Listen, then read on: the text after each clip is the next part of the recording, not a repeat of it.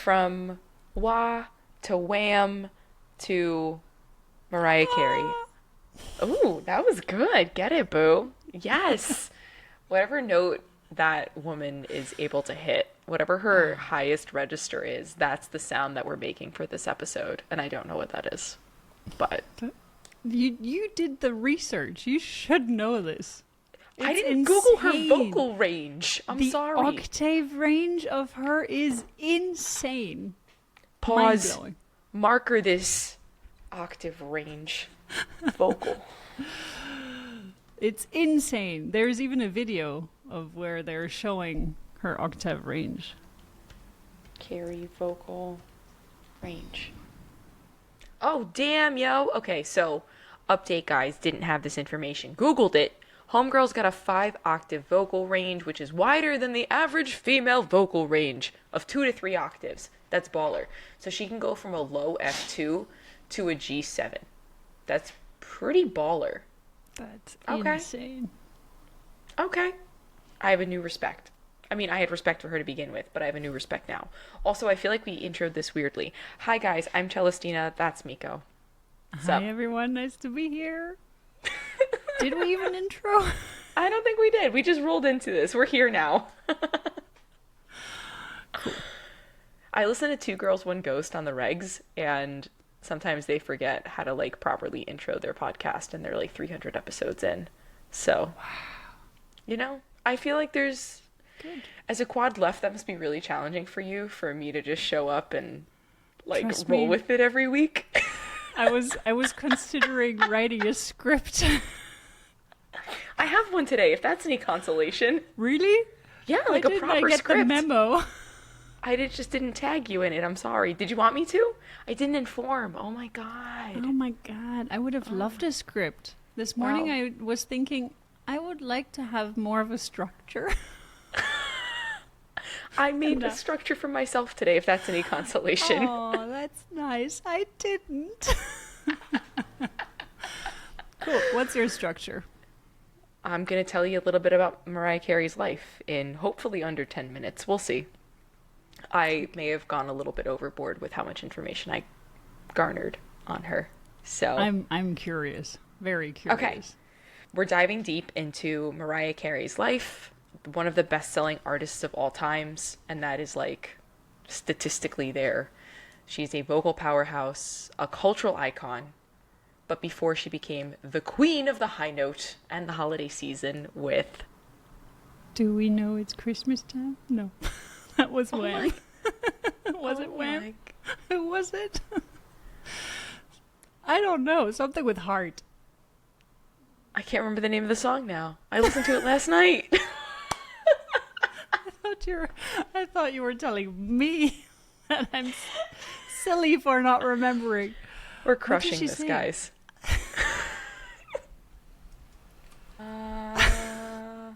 All I want for Christmas is you. A lot for Christmas. There you go. There we go. Okay, cool. Anyway, she's telling people that she doesn't want a lot for Christmas, that you, whoever the you is all she needs. So before she was that person, there was a life full of ups, downs, triumphs, struggles that shaped her to who we know and love today. We're going to rewind the clock and take a look at Mariah's journey. So she was born on March 27th of 1969 in Huntington, New York, which is on Long Island. And she was the youngest of 3 children born to Patricia Hickey, a classically trained opera singer and vocal coach, and Alfred Roy Carey, an aeronautical engineer of Afro-Venezuelan descent. So her mom was white, her dad was black, just for the visuals for yourself. Growing up in a biracial family wasn't easy. Her parents were divorced when she was just 3 years old, and then she often felt as an outsider. And racial tensions, financial instability marked her childhood, and she's spoken about these experiences and how they shaped her resilience in her life. A lot of this information, by the way, came via a podcast that had been relayed from the autobiography that she wrote a couple of years back. So just to give you guys that insight. So despite the hardships that she faced, her love for music was undeniable. And her mother, being that vocal coach, was able to recognize her talents early on. And Mariah would mimic the operatic scales while still in elementary school. So she really started to hone in and learn her voice from a really young age. So by the time she was a teenager, she knew she wanted to be in the field of music in some way, shape, or form. But I think it's also really important to note that her rise to fame wasn't handed to her. She worked multiple jobs while writing songs, recording demos, and often going without much sleep as she tried to make two ends meet in New York City. For in her early teen years, she was also doing like songs for like radio, like J.G. Wentworth. Oh, you're not from America, Miko. You're just gonna look at me like that. I forgot. I'm so sorry. But I But know like, so much about American yeah, it's things. called J.G. Wentworth, 877 Cash Now. She Don't did know that. jingles. Yeah, she did jingles like that. But her big break came in the late 80s thanks to a bit of serendipity. So at a party, she handed her demo tape to Tommy Molita. I feel like I have to say it like that. I mean, you can say Molotta, but I'm pretty sure he went by Tommy Molita, the head of Columbia Records at the time. And as the story goes, he listened to the tape on his way home and was so blown away that he turned his car around to find her back at that party. Almost immediately afterwards, she was signed with Columbia Records and began to work on her debut album. Her self-titled debut album released in 1990, and Obvi was an instant success. There was a bunch of singles on there. Vision of Love, which earned her a Grammy for Best New Artist, and that album showcased her incredible vocal range, including her famous whistle register, and I think that's a and I can't really do that, but that's that sound that she makes, you know, that. And that established her as a force to be reckoned with in the music industry. But behind the scenes, her personal life was kind of a hot mess. She had the relationship with Tommy, the head of Columbia Records. That turned romantic. He was like 20 years her senior, which is, she was 17 at this point, just to give you guys that insight, right? Like, yeah. So they got married in 1993. Their union seemed to be fairy tale-y to the outside, right? Like, oh my god, he found her. Oh my god, they fell in love. They moved out of the city, and she was not happy out there pretty quick. She described this relationship as controlling and stifling, and though he played a significant role in shaping her career early on, he also had a lot of control over her life. Because, I mean, he was her husband, he was her boss. It was just a really weird place to be. And she also referred to their home in upstate New York as Sing Sing, which is a prison in New York. So she referred to their home as Sing Sing. There were cameras, there were guards. She was not allowed out. If she was out, they would come and like hunt her down and find her. It was quite the tumultuous relationship, and it ended in divorce in 1998. There's a look of concern on your face. What would you like to add? No, that sounds super horrible. Yeah. I want to do bad things to this guy. Yeah, he seems like kind of a schmuck. Oh my Kind god. of a huge schmuck. That sounds Yeah. so narcissistic. Someone who's so controlling and trying to cut her off from all her friends. Yeah. Yeah, that's the look of concern. Yeah. So, her career, though, continued to soar, even with this schmuck. Her albums like Music Box and Daydream brought us timeless hits such as Hero and Fantasy, and then she did some collabs with Boys to Men, who were also quite hot in the 90s. And then she had one of the longest Billboard hits that like stayed a record for 23 years after that. So the late 90s were both a time of professional and personal successes and challenges. So she left Columbia Records after divorcing Tommy and signed a record-breaking deal with Virgin Records. But this time in her life was also pretty challenging. So in 2001, after releasing her semi-autobiographical film and soundtrack Glitter, she faced public and professional setback. The project was poorly received, and she was trying to do some promo about it, but she went on one of like the late night shows and it just didn't go well. Like the whole thing was, none of it went well. She was wearing like an oversized t-shirt, ended up taking that off. It said glitter on it, and then she had like shorts and a like crop top underneath. And the host, Arsenio Hall, was like, "Oh, she stripped on my show." And like it wasn't stripping. She just took off the next layer. Yeah, it just didn't go well. So as musicians do, she was just really burnt out, needed a break. And during this time, it was quite normal to go to some type of facility. So she checked herself into a facility where she was actually diagnosed with bipolar disorder. But she kept that private for years, actually until she released her book in like the mid 2010s. She kept that private. Despite these challenges, her resilience like shined through. And in 2005, she made quite the comeback when she released the album, The Emancipation of Mimi, and she wrote songs like We Belong Together and Shake It Off, and that reaffirmed her status as like one of the divas, one of the pop divas of our time. And that also introduced her to like a new set of fans. Her personal life, though, continued to make headlines. In 2008, she married actor and comedian Nick Cannon, and he was significantly younger than her. They also, a couple of years later, welcomed twins into the world, and then that marriage ended in divorce in 2016. So they were together for about 8-ish years. She's often spoken about the joy that her children bring her, and she remains dedicated to her family, even though they have a busy schedule. So, like, they're still very adamant about co-parenting and making sure their kids are very well taken for in that regard. She's also had some other high-profile relationships and engagements and breakups, and still maintained a sense of humor and grace through it all. And again, that memoir came out where all of this information came from back in 2020. And that's where she really broke down the defining moments in her life, more about her childhood, which was even more tumultuous than I've let on. Beyond that, professional and personal, the highs and lows that she's experienced, she's quite philanthropic. And she has donated to numerous charities over the years, including the Fresh Air Fund, which benefits underprivileged youth, has been an advocate for children and LGBTQAI plus rights, and also the unofficial Queen of Christmas. If you look at like holiday charts, like the first / most listened to song, even if you like go to her Spotify, the most listened to song is All I Want for Christmas Is You. And that's probably my favorite holiday song, like favorite like go-to holiday song. Are you Googling this right now? I love that. So yeah, I think just from doing the like historical research of her life, again, if you guys don't know anything about us, Miko and I know literally nothing about famous people at all, which is why I have to do like a million hours of research for these episodes and like really dive deep into their lives. Yeah, see, there you go. It's literally number one every year. Every year. It's a magical song. But yeah, I think she's truly an inspiration.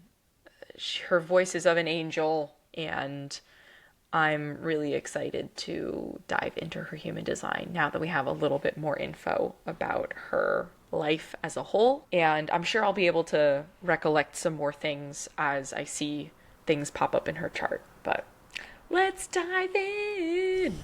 That is very fascinating.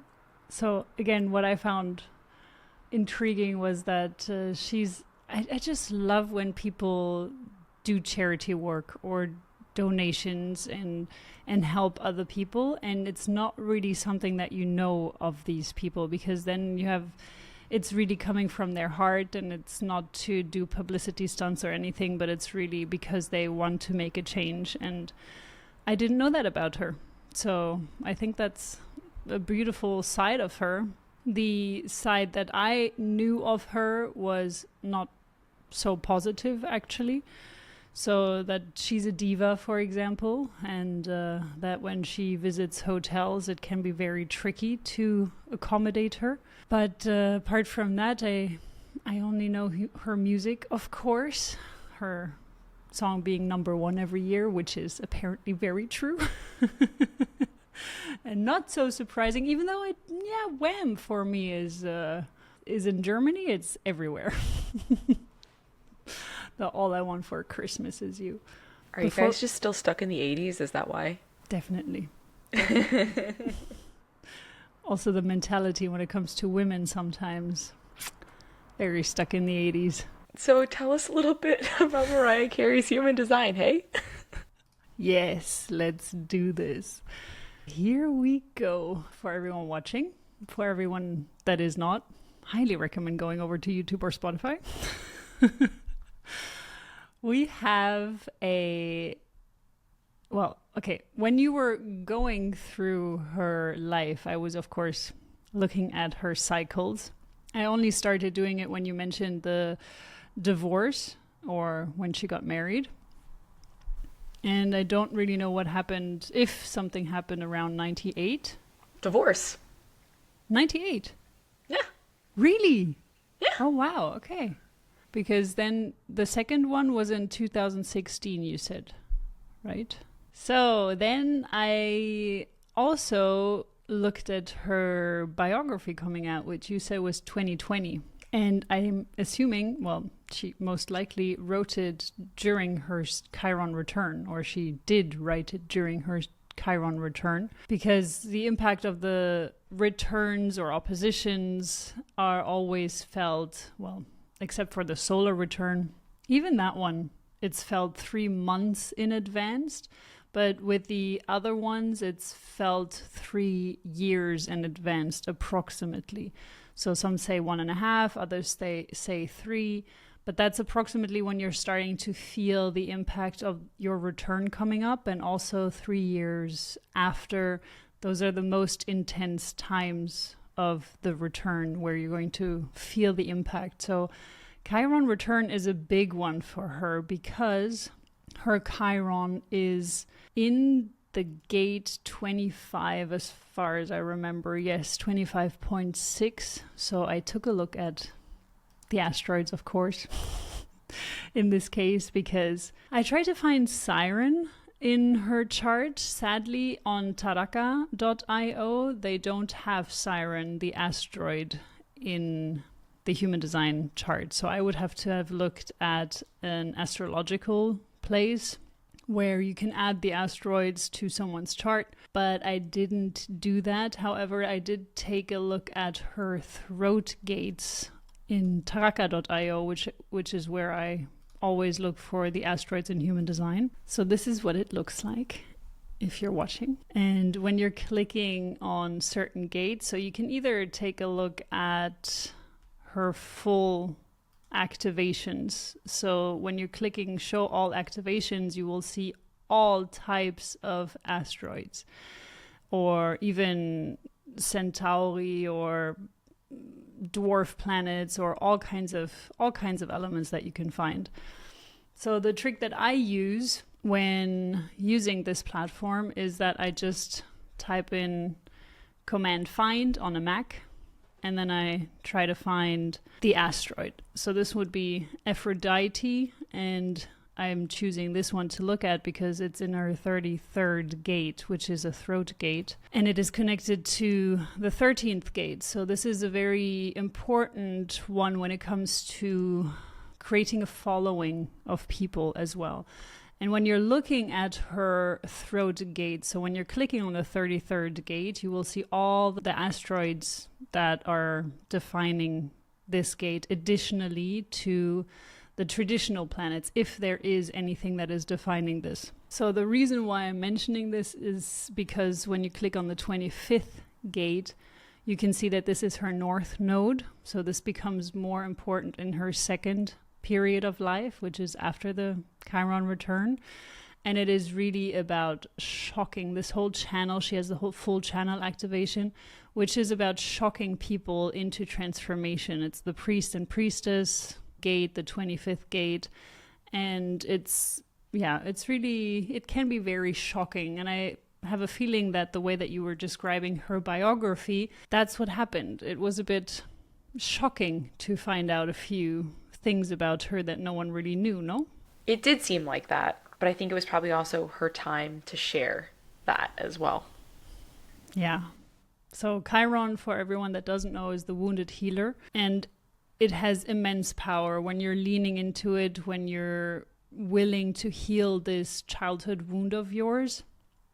then you can really transform yourself in a completely new way. You can become a completely new person. And what is said is that you should try to really work on your Chiron rune even before 50, especially before 50. Like, you should really try to work on it throughout your whole life as early as you can, so that when you reach 50, you don't have to repeat the same mistakes again because you haven't learned your lesson. So I feel like her writing her biography was a really big part of clearing that energy and also voicing herself, what she felt, what she went through, so that the world could understand all that she is. When I looked at her throat gates, I saw a lot of interesting asteroids. So hypnosis was one of them, Aphrodite is one of them, Isis is another. In the 31, in the leadership channel, like 731, in the influence channel, she has Tilze, which is another one that I find very interesting when it comes to singing, especially because Tilze is known to have had a very captivating voice, captivating way of luring people in. I found Mariah Carey's asteroids, even though I didn't have enough time to dive into, but I think that there is a lot of information that you can gather that is going to lead to far more depth than I can get out of human design. I'm not saying that human design can't provide you the depth, but I just love, especially with someone like Mariah Carey, to go into this Greek myths, Greek mythology, Roman mythology. So there are many different types of ways that the asteroids have been named using different gods. So there are also some indigenous gods and Egyptian gods and all kinds of myths that you can gather. And this is what is so fascinating to me about asteroids, because you don't just learn about the person, but you also learn about the history of different cultures, of different religions. And even though I'm not a religious person, I'm a spiritual person, and I like to take a lot of different informations from different areas and see what works for me. So I wouldn't just follow one religion religiously because I like to just see what were others interested in, or how do all of the religions connect in the first place, because in the end it's all the same. And very extremely orthodox individuals listening to this, I doubt you are listening to this in the first place, but if you are then you may have an issue with me saying that all religions are the same. That is my opinion, though, allegedly. Please don't cancel us, guys. Thank you. Yeah, that was just a tiny little look at her asteroids, but let's dive back into her quote-unquote normal human design chart. What do you see? Do you see what I see? Yo, I'm on a Christmas kick right now. I can see that. I want your playlist. What I think is really interesting is that she's a 3/6. So that means her early years were just, oh my God, all of the trial and error as a 3/3. So that totally makes sense. Again, I didn't really go super deep into her childhood, but a lot. It was intense, like familially amongst her family. It was intense. And the way she handled things, I think, was just intense as well. She also felt the need to not be able to provide, but she wanted to do her own thing at a pretty young age and knew that was going to be singing in some capacity, right? So it's very interesting. Also, having gotten married at 17 to the head of Columbia Records, and then in a really shit relationship where she was just super controlled.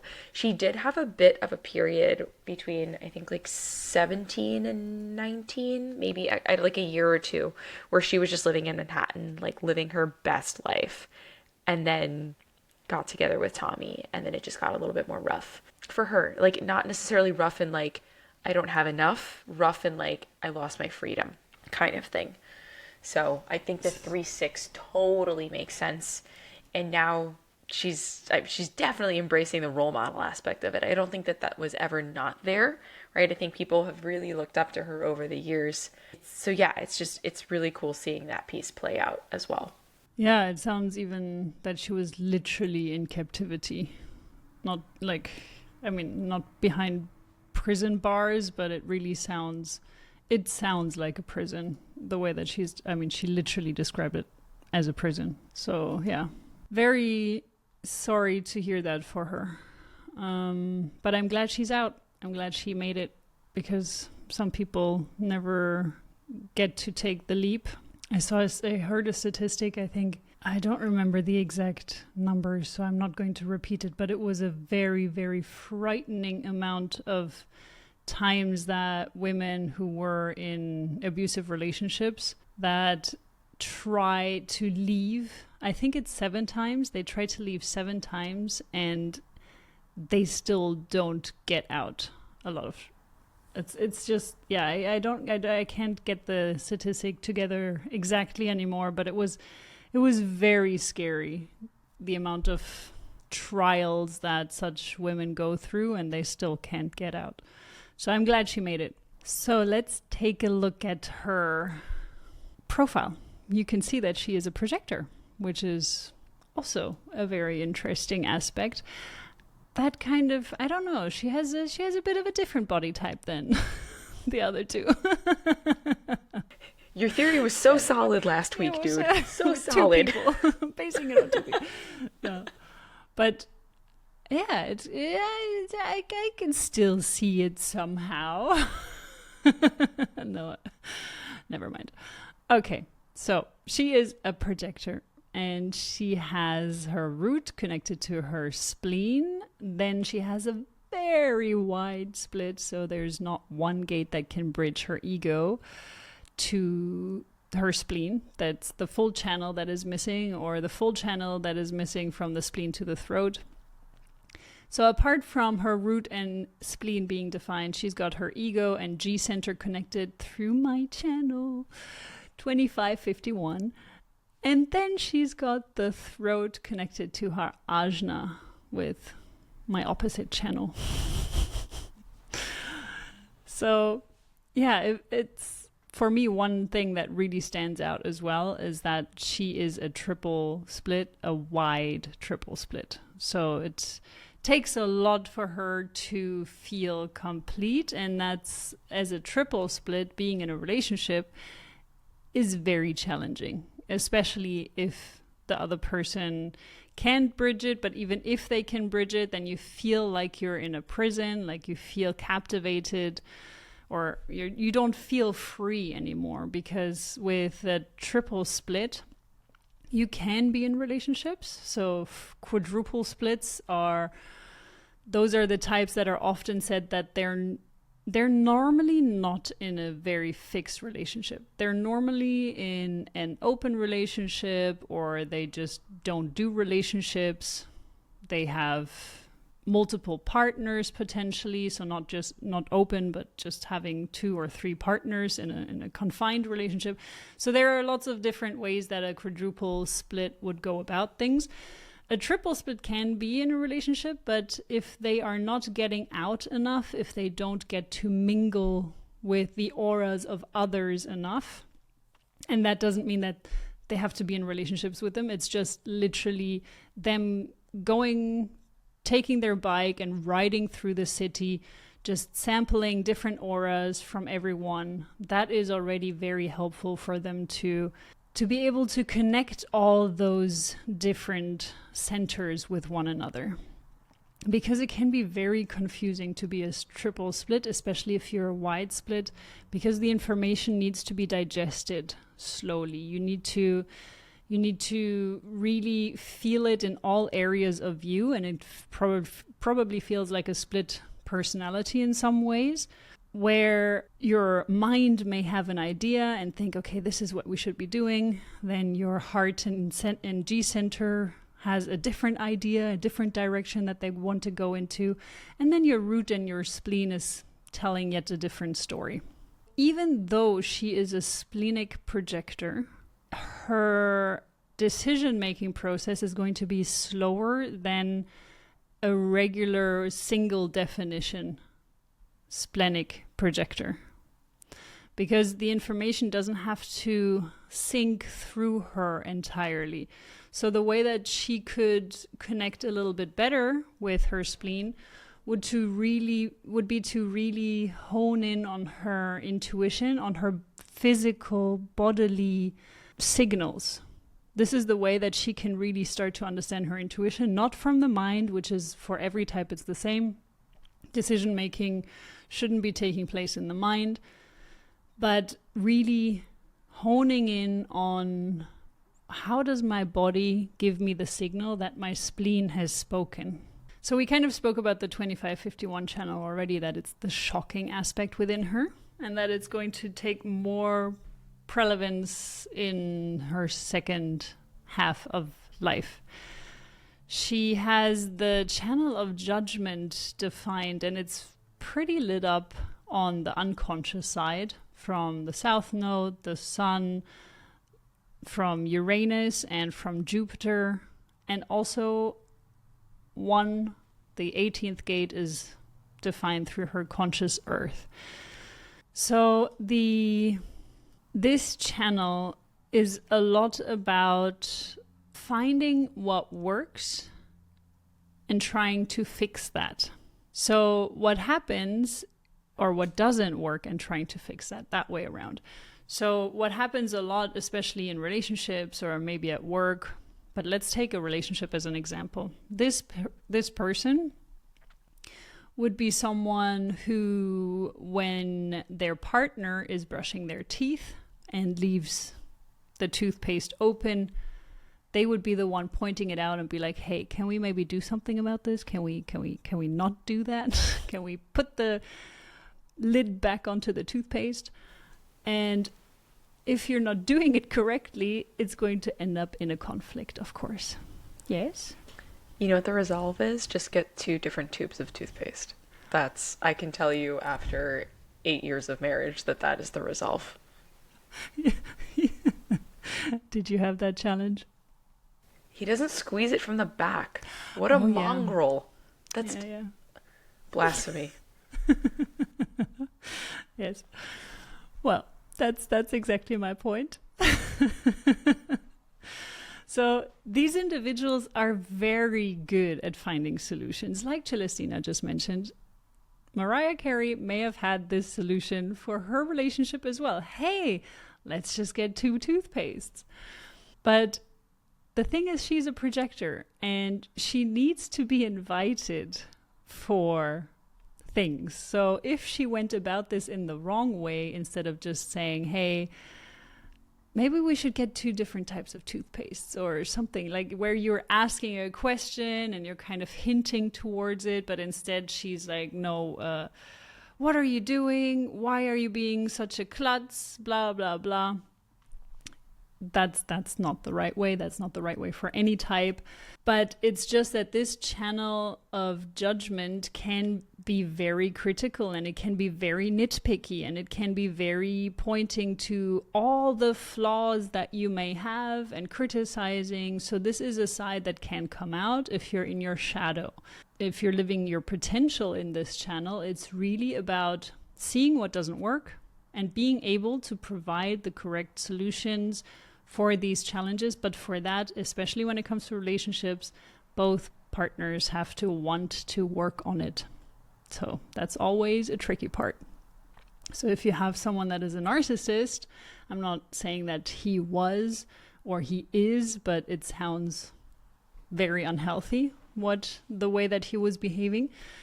So for someone that is living in their shadow, having a channel of judgment person in their life is not going to be very helpful, because it's just going to be one blaming the other and vice versa.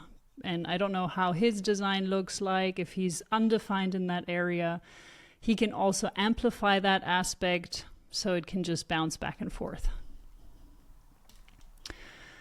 Additionally to that, what I find also very interesting is she's got an undefined emotional solar plexus. And she, to me, is the queen of drama in a lot of ways. So I think that she is absolutely not aware of this part in her design or in her being, because from the outside, I think everyone has seen her as a drama queen, as a very, very emotional person. And she has what we can see here, and this is often the case with undefined emotional solar plexus, is that they take in the emotions of everyone around them and they amplify it. And then they are the ones that are looked at as being drama queens. Because if you don't have the awareness of this happening inside of you, then you have no way of letting the emotions from others flow through you. So it's not about cutting them off or suppressing them or ignoring them or anything like that. It is really about recognizing that this is what is happening and letting these emotions accept them, see them, and let them flow through you without judgment. That is what an undefined emotional solar plexus should try to do. But it can be very challenging, of course, especially when you're in the limelight all the time. So what we can also see here is that she's got the 1762 channel. So she's got 3 channels in her chart. And one is... So she's got 3 channels in her chart, the only 3. She's got a 1762, the 2551, and the 1858.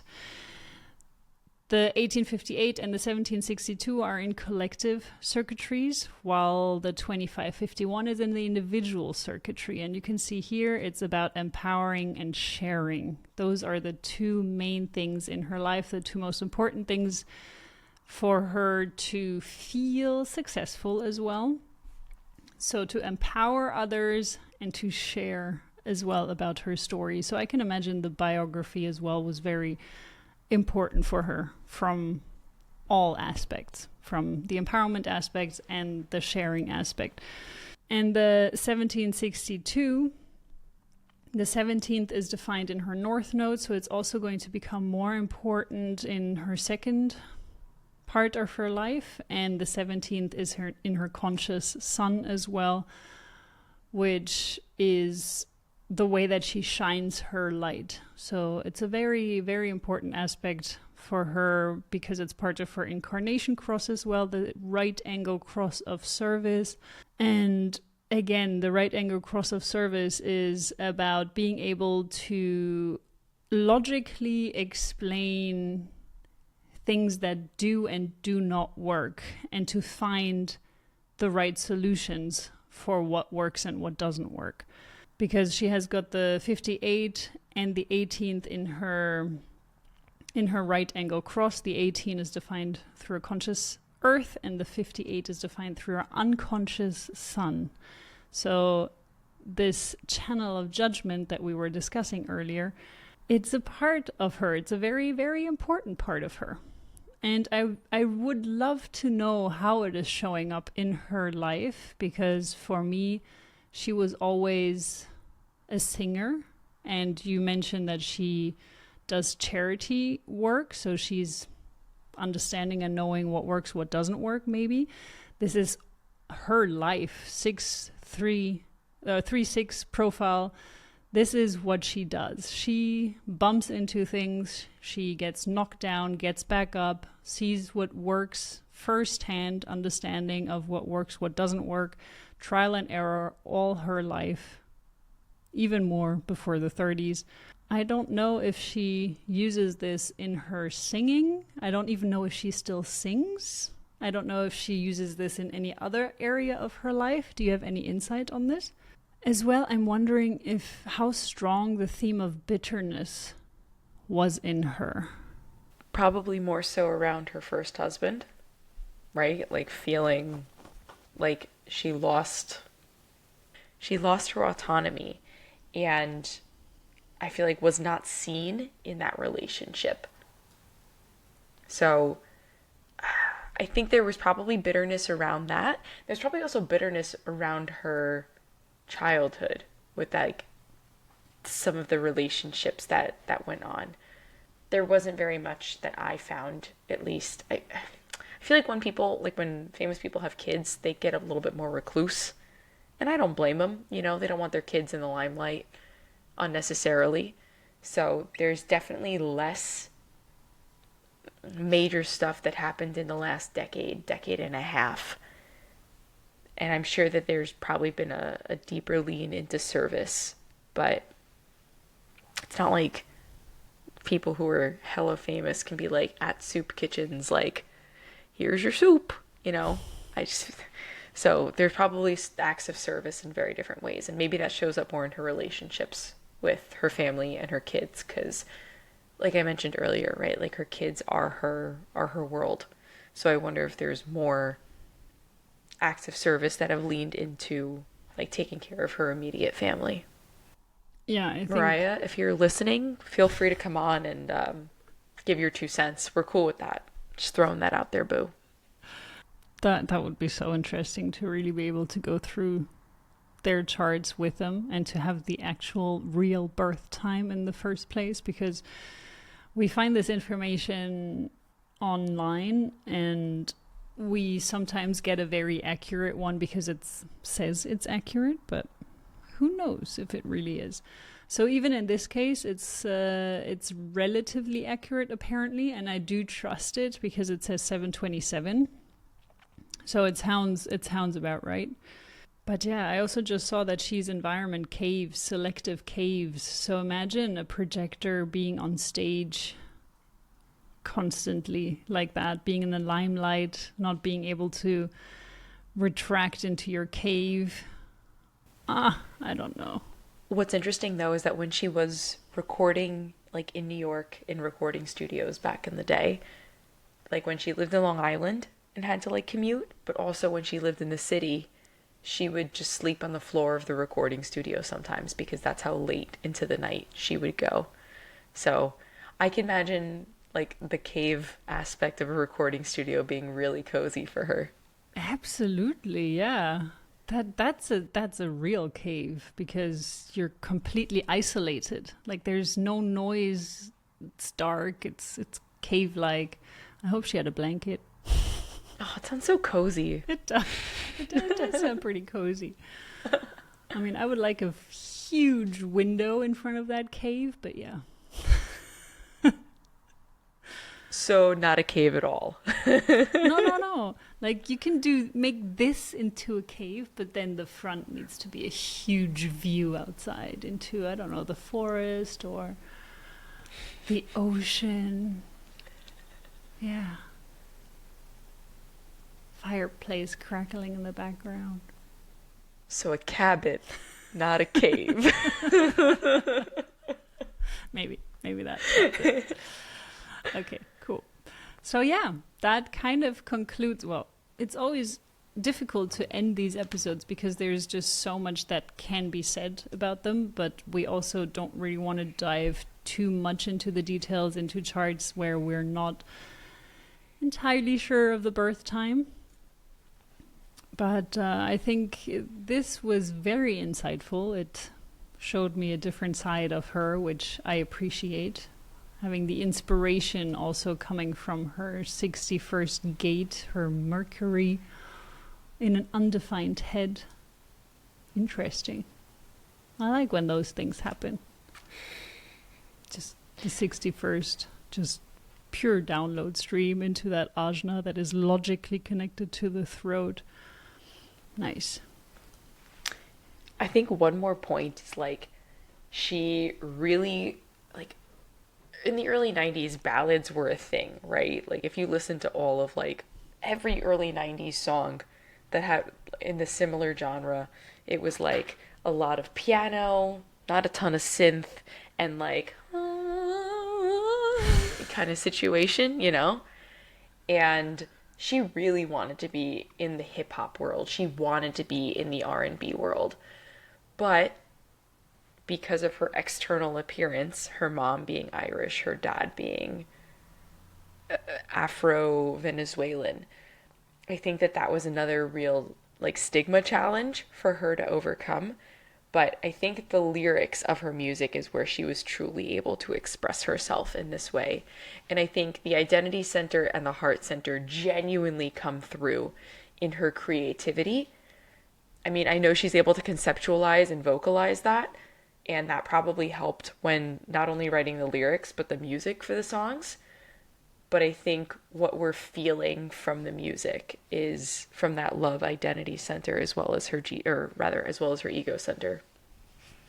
Yeah, I mean, the 25th is the potential for unconditional love, and the 46 is the love of the body. So I think this is also a big part of her, the way that she's consciously taking care of her own body as well. So physical appearance does still play a big role for her as well. And I can understand how it must have been challenging as a child to go through that as well, identity crisis wise. I always find it very interesting when you're biracial, or even if you're not biracial, when you're born into, for example, you're Chinese and you're born in America, grew up there, everything about you is American except for the way that you look. And of course, you also have the heritage, like your parents may have been cooking Chinese food, but as soon as people outside on the street, they see you without you opening your mouth, they see this external shell and they identify you with something that you can barely identify with, because maybe you have never even been to China. This is just one of the examples, but because I myself, I am mixed with German French, and that is a very, very similar, like it is different, but it is still European, and looks wise there is not such a big gap, big difference. But when you're mixing black and white or any kind of other races that one may be more dominant than the other, it's difficult to then it's impossible to identify with just one. You identify with both. And it's right to do that, because you grew up with both parts in you. You grew up with both cultures in your household most of the time. So yeah, and people outside, they always want to know, so what do you feel more? What do you think you're more of? Do you feel like you're more German, or do you feel like you're more French? I don't like that question. I'm literally both. My mom cooked French food for me all my life. So I can really relate to this aspect, but it's even more difficult if the cultures differ from the physical, like looking very different as well. So yeah, just a little tangent on that, but I feel like it's an important conversation to have. Totes. You good? I think good. It was great. Amazing. Well, we are going to wish you a very Merry Christmas if you celebrate Christmas, and happy holidays if you get the chance to have holidays and you don't celebrate Christmas, and just a great time if you don't have any of that. just good days, because today is the 19th when we're launching this, 19th of December 2025, and the next episode is going to air after Christmas. So happy holidays, everyone. Happy holidays and Merry Chrissy, as they say it down here. It's gross. I said it the other day in conversation. Yeah. I'm becoming Australian and I don't like it. Don't do it. Yeah. All right, bye guys. Bye. Hardcore, the Human Design Podcast.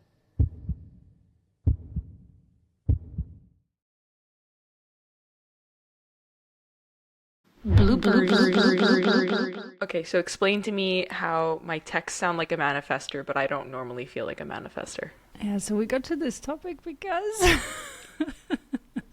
I'd love to know. Yeah. Well, we were listening, or you shared a podcast with me today, which was Vanessa Henry's, and I've followed her for quite some time. And I feel she's so manifestory. She feels very pushy. She feels very in your face. And I never felt that from you in real life or when we're talking. But when we're texting, it's a different story. So that's why I love your voice messages, because then I can deduct how you feel. But when you're texting, it's ice cold. It Really? feels like it feels like I'm walking in the Arctic. I'm wearing a very thick coat and I don't know how to navigate. For me, texts are just like straight to the point. Like, Yeah. it's business. Exactly, that's how it feels. I'm sorry, buddy. Sorry. Do you want me to That's just send you hug texts all the time? No, it's okay. I just sometimes don't know if you're okay or if you're in a bad mood or if I pissed you off or someone else did or No. yeah, that's what happens. Interesting. But I don't feel that way in real life, so that's good.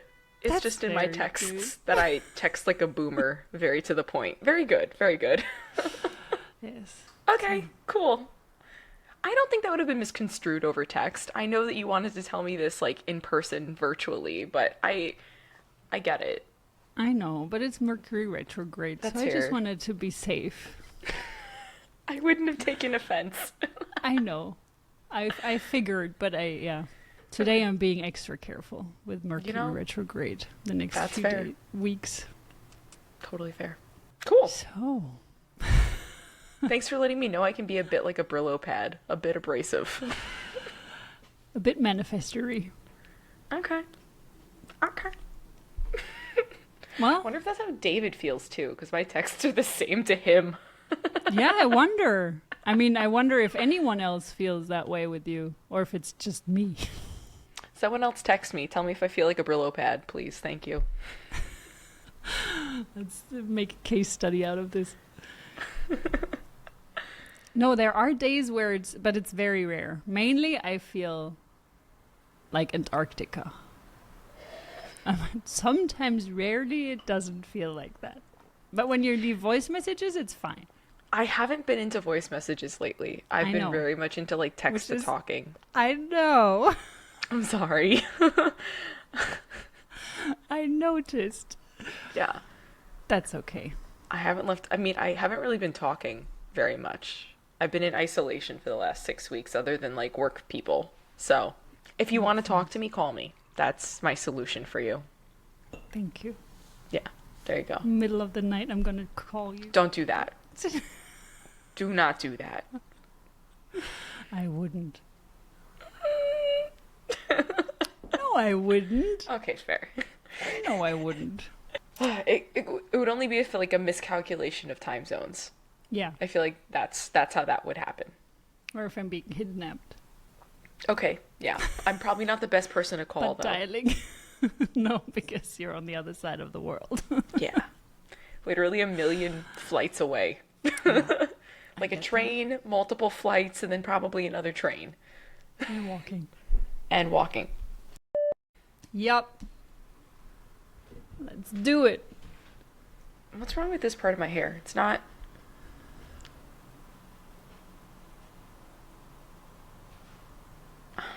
Bro. Humid temperatures. So gross. All right.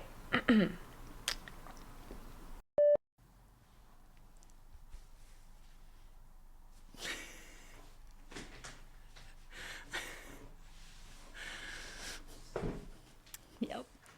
My unicorn flip-flops. I can't hear you. Oh, you're muted? I'm muted. Okay. I said Birkenstocks. I feel like I'm wearing the American house shoes and you're wearing the German ones. Oh, God. I can't believe you. Are those in the adult section? They are in 42 and they're fitting. Oh my Look how god. cute. Do you pet them? Sometimes.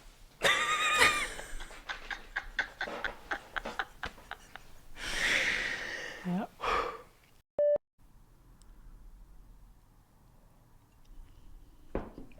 Are you shaking your head because I can't see you? Okay. Sorry, yes I am. Cool. Sorry. Let me use my voice and not my texting mishaps. Yes. Yes. Very nice. Very good. Okay. So, because every time I go on here, I can't see your face, basically, so I always have to switch back and forth, sadly. Is that like the I can't see my face when I'm with you Yes. instead of I can't feel my face? Very good. I have a song for everything tonight. Keep going. Perfect. I love it. I love it. We also started this session with both having music playing, which doesn't really happen every time, so that was nice. I think today is a music-themed day.